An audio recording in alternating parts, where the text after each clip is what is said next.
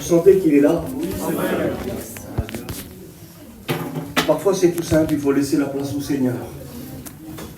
On s'attend à beaucoup de choses parfois et on s'attend très peu à lui.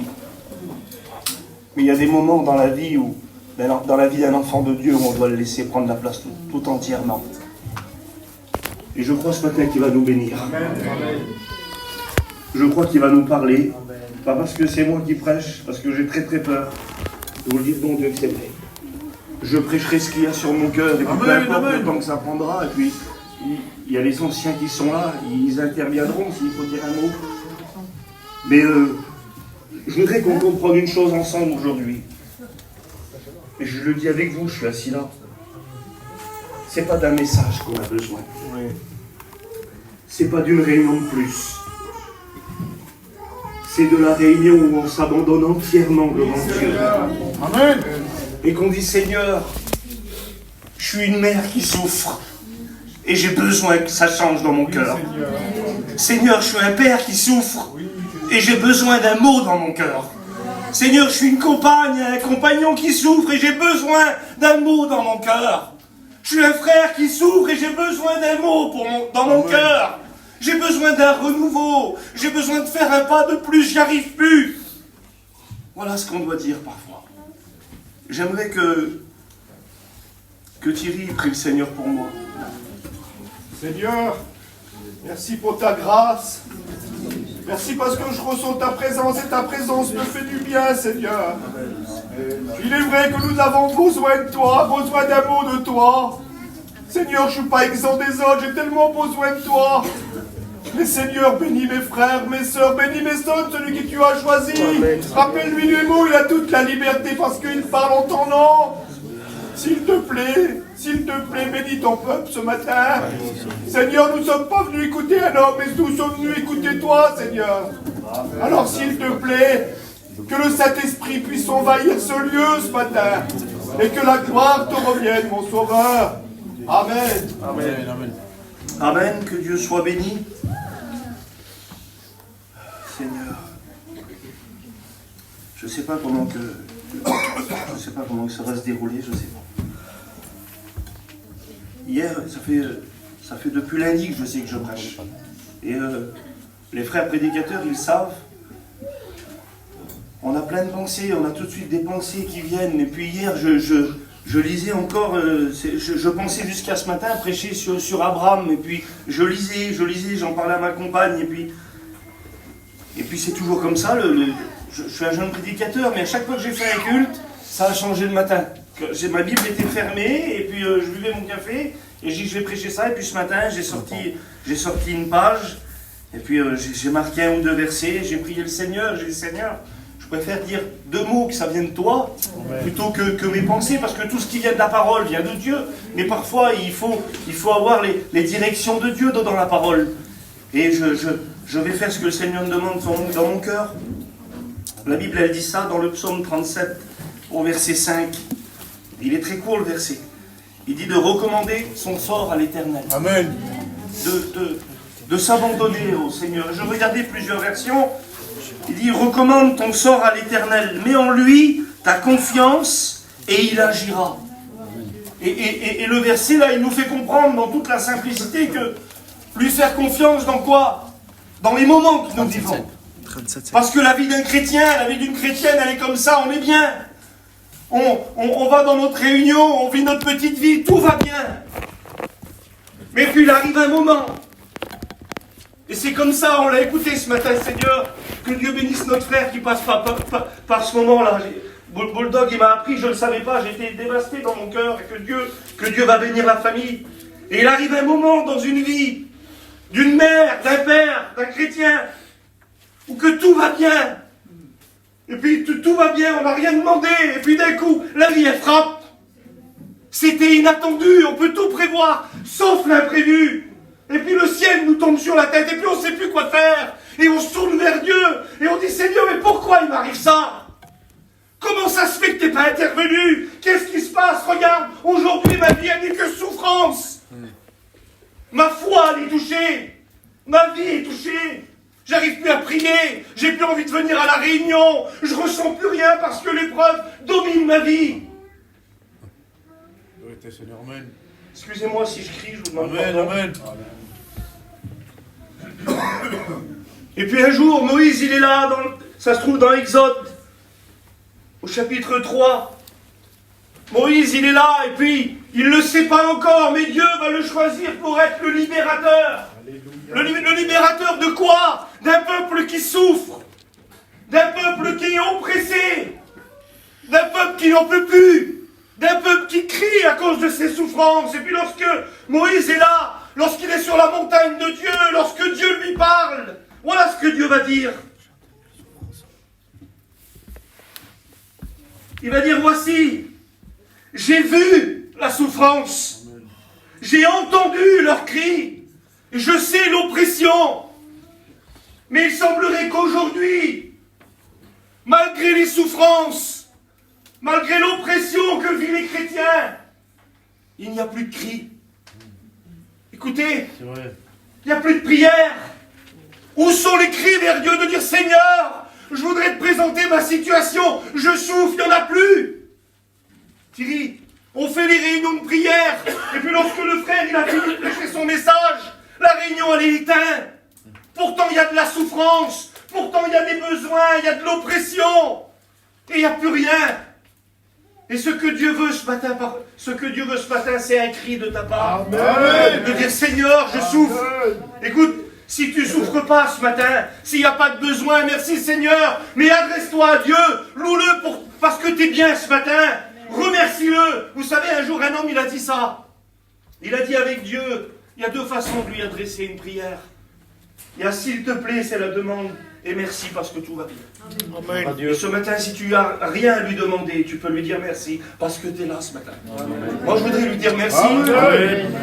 Parce que devant Dieu, ma vie, elle est comblée avec le Seigneur. Mon foyer, il appartient au Seigneur. Et puis, j'ai des moments de doute, de découragement. Mais je voudrais le remercier ce matin. Mais si toi, tu es là ce matin, et je voudrais m'adresser, écoutez, si toi, tu es là ce matin, dans ton découragement, dans tes pourquoi, dans tes questions, dans ta souffrance, dans ce qui t'oppresse, ma soeur, mon frère, pourquoi tu ne crierais pas à Dieu ce matin? Il est le Dieu qui peut changer toutes les situations. La Bible dit qu'il appelle les choses qui n'existent pas et elles apparaissent comme si elles avaient toujours été. Nous, si on veut une porte ici, il va falloir un projet, il va falloir des matériaux, il va falloir toute une mise en œuvre. Dieu dit qu'il y a une porte, il y a une porte. S'il n'y a pas de source, Dieu dit il y a une source, et la source elle jaillit comme si elle avait toujours été. Amen. Ce qui semble fermé, écoutez, hier je lisais ça, Jéricho était fermé, et personne ne pouvait entrer, ses murs étaient épais, personne ne pouvait les franchir, mais parce que Dieu avait parlé, Amen. Les murs se sont effondrés. Amen. Lorsque Moïse arrive devant la mer, avec le peuple, aucun passage devant lui, Pharaon qui arrive pour l'oppresser.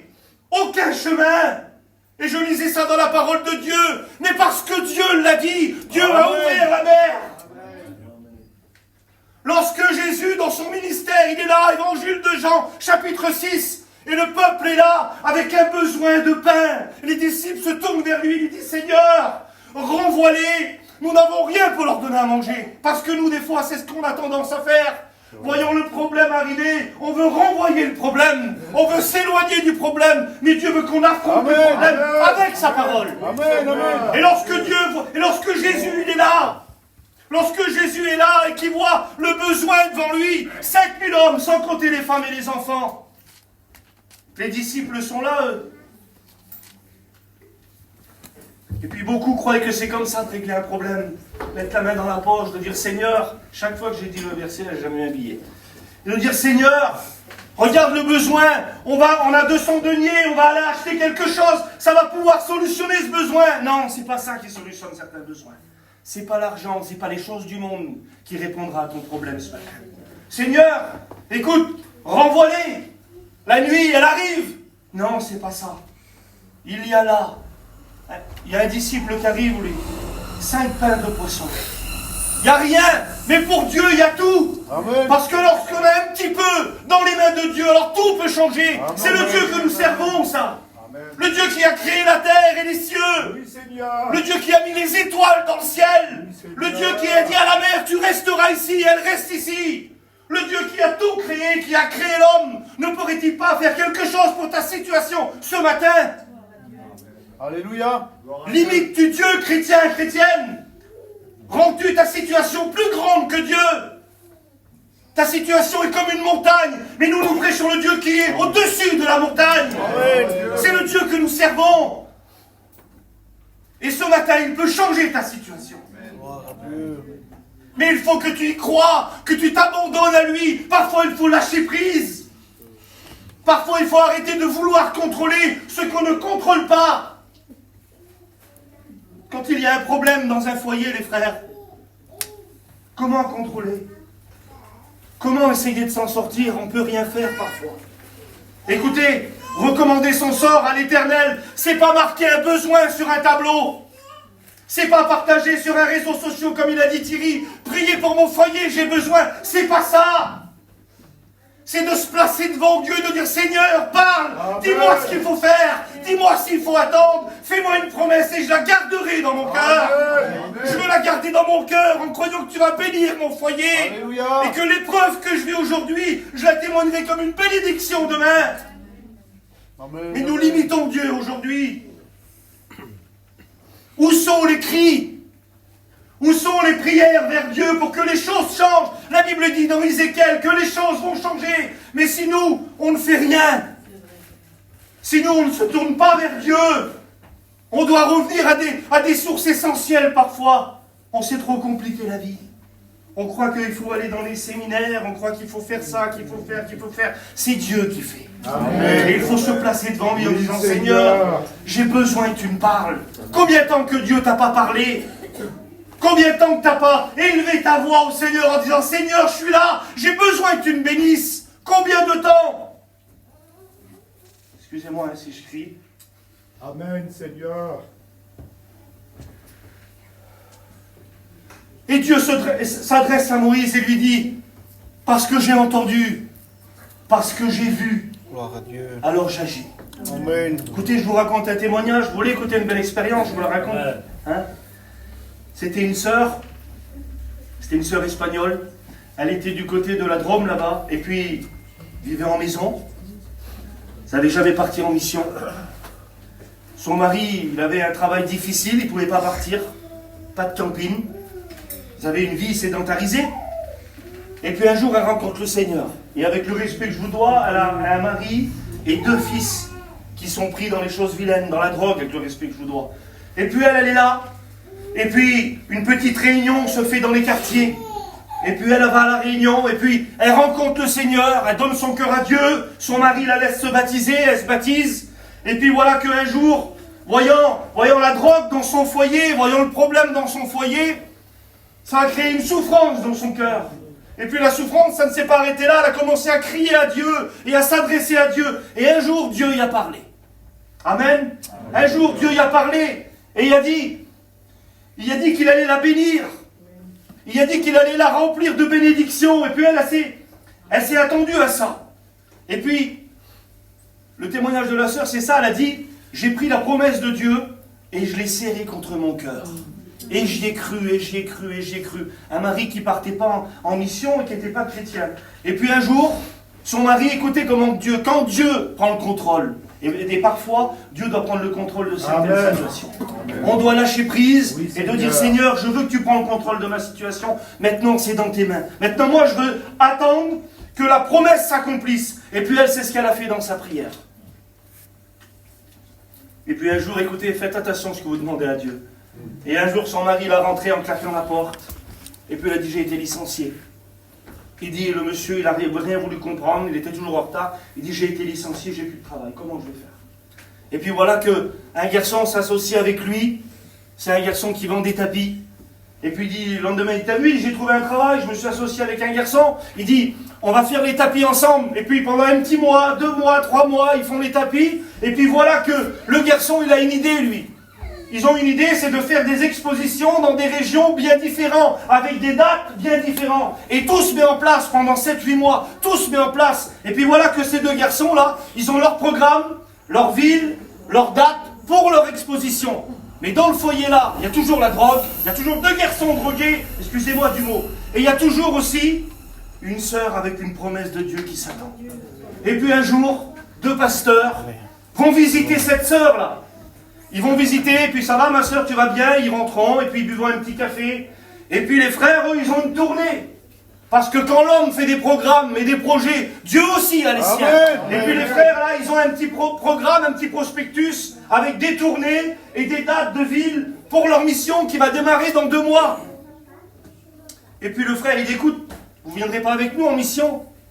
Mais quelle question insensée. Dire ça à une femme que son mari n'est pas chrétien, qui vivent en maison, qui n'ont pas de camping, pas de camion, rien pour partir. Nous, on a tout, aujourd'hui, on ne part pas. Et puis le frère, ce qu'il fait, c'est le Seigneur qui est derrière toute chose. Notre mission, elle a commencé comme ça d'ailleurs. Il a laissé un petit prospectus. Il a dit, tiens, je te le laisse là. Puis dessus, il y avait un petit verset. Puis il l'a laissé. Et puis cette sœur-là, là, elle avait un tableau avec tout ce qu'il faut faire. Et puis il y a des petits aimants. Je vous raconte les détails. Et puis elle a mis le petit aimant à côté du frigo. Avec plein d'autres. Rendez-vous au dentiste, au coiffeur, ce que vous voulez. Okay. Écoutez, et puis son mari, il arrive, il dit, t'as vu, il dit... j'ai vendu un petit bout de terrain là-bas, je vous explique les détails pour que vous compreniez. Il dit, le garçon m'a donné un peu d'argent et un camping. Il n'avait pas les sous, le terrain on s'en servait jamais. Puis voilà que, dans le mois là, il se trouve un camping de 6,20 mètres dans le parking. Jusqu'à là, il ne comprend pas. Et puis, c'est un commerçant lui. Et puis, du petit camion là, de la petite voiture, il y a un camion dans le terrain. Avec un attelage. C'est bizarre quand Dieu est dans tous les détails. Oui, et puis il est là sur le parking, et puis il n'y a pas de problème. Et puis, un jour, elle est là, elle est dans une réunion, et elle n'en peut plus. Elle est découragée. C'est souvent là où on n'en peut plus. C'est quand nous, on arrive à nos limites, que Dieu commence. Amen. Et elle n'en peut plus, là, elle arrive à ses limites, elle n'en peut plus. Peut-être c'est ton cas ce matin. Peut-être t'es comme ça, t'es comme cette sœur à ce moment-là. T'es venu là et t'as peut-être dit ça. T'as peut-être dit, Seigneur, si tu ne parles pas ce matin, je ne vais plus à la réunion. Parce que la situation est trop dure pour moi. Il faut que tu me parles ce matin. Mais j'aimerais te dire que Dieu va te parler. Alléluia. Amen. Que Dieu soit béni. Et puis elle est là. Elle prie le Seigneur. Elle dit, Seigneur, je voudrais tellement que tu fasses quelque chose pour mon foyer. Le petit, il rentre. Il est dans des états pas possibles. Lui, il est ailleurs. Il est dans son travail, dans sa drogue. Et puis elle commence à prier le Seigneur. Et puis lui, il arrive. Il était déchaîné. Commence à casser quelques affaires avec le respect que je dois. Il dit, c'est pas possible. Il dit, tout ce que je veux faire, ça va pas. Il dit, imagine-toi que tous les hôtels qu'on avait réservés, tous les hôtels qu'on avait réservés, on ne peut plus prendre un hôtel. On a tout engagé des sous dans les dates, dans les marchandises, dans les tournées. Comment qu'on va faire? Et puis lui, il est comme ça, il a les 2 mains comme ça sur la cuisine. Il est comme ça, et puis il regarde le tableau. Et quand il regarde le tableau, juste à côté du prospectus du frère, il y a sa tournée à lui. Et puis, lui, sa tournée, c'était Limoges, du 18 au 26. Et puis les frères, sur le prospectus, c'est marqué Limoges, du 18 au 26. Alléluia. Et puis il regarde un petit peu en bas, et puis il regarde la 2e tournée de cette exposition de tapis. C'est tout correspondait pendant les 2 mois de mission. Et puis lui, il dit à sa femme, mais c'est quoi ce prospectus? Elle dit, c'est des frères comme ça qui sont passés. Elle dit, mais ça commence quand? Mais il dit, dans 15 jours, là. Et puis lui, il téléphone au garçon, et puis elle est là, elle est en train de préparer le manger. Elle dit, écoute, je t'envoie une photo, regarde. Et puis il envoie la photo. Et puis l'autre frère, il dit, écoute, moi j'ai un camping, j'ai un camion. On part dimanche prochain. Et puis lui, il dit, ben moi, il dit, écoute, je suis jamais parti. Je vais partir aussi. Et puis voilà que la semaine d'après, il se retrouve à Panazol, là-bas, à Limoges, dans la place des missions. La sœur, elle arrive en mission. Elle est émerveillée. Et le soir, il y a la petite réunion. Le lendemain soir, il y a la petite réunion. Puis elle est bénie. Mais quand Dieu a promis quelque chose, il le fait partie. Dieu. Et puis le soir, le garçon, les 2 garçons qui sont inconvertis, là, il dit, on n'irait pas faire un petit tour en dessous, faire plaisir aux garçons. Et puis elle est là, elle ne sait pas que son mari va venir. Elle a le foulard sur les cheveux, là. Et puis le garçon, il est en train de prêcher, il est en train de prêcher, il est en train de prêcher. Et puis tout d'un coup, il y a un appel. Et le pasteur, il fait un appel, il dit, celui qui veut accepter le Seigneur, qui lève sa main. Amen. Et puis elle entend, merci, le Seigneur te voit. Et puis elle dit, s'il y a encore une personne qui veut accepter le Seigneur, qui lève sa main, et puis elle entend, merci, le Seigneur te voit. Elle dit, maintenant je vais demander à tous les chrétiens de prier, ne regardez pas.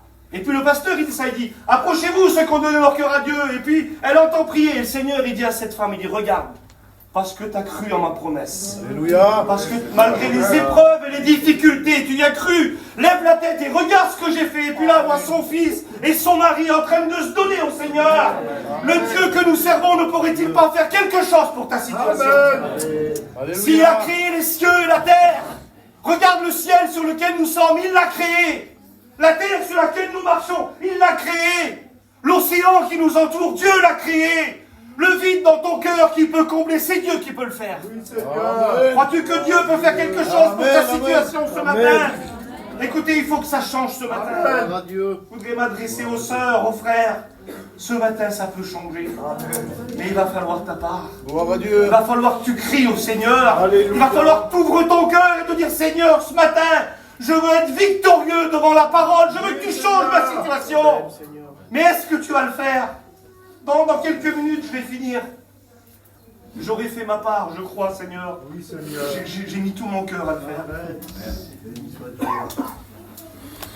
Et Dieu a fait sa part, comme il sait le faire dans toute la perfection, sa part. Mais il va avoir la tienne. Veux-tu que ça change? Vas-tu rester insensible devant la parole de Dieu, devant la présence de Dieu que nous ressentons? Ou alors vas-tu dire, Seigneur, je veux lâcher prise, je veux que tu prennes le contrôle, je te laisse la situation. Je veux croire que tu vas bénir maintenant. Je ne sais pas la prière que tu vas faire. Peut-être que tu vas dire, Seigneur, je te présente le foyer de ma petite. J'ai essayé jusqu'à maintenant, je suis découragé. Maintenant, je te laisse faire, Seigneur. Je veux que tu vas le bénir. Peut-être que tu vas dire, Seigneur, le foyer de mon petit, je veux que tu le bénisses. Maintenant, Seigneur, je te laisse faire. Seigneur, je te présente mon fils dans tes mains. Je te présente ma fille dans tes mains, mes parents. Mais mets ta situation dans les mains du Seigneur ce matin. Est-ce que vous voulez qu'on prie le Seigneur? Alléluia, Seigneur. On prie le Seigneur et si les anciens ils veulent intervenir pour dire un mot, que Dieu soit béni. Nous prions le Seigneur ensemble.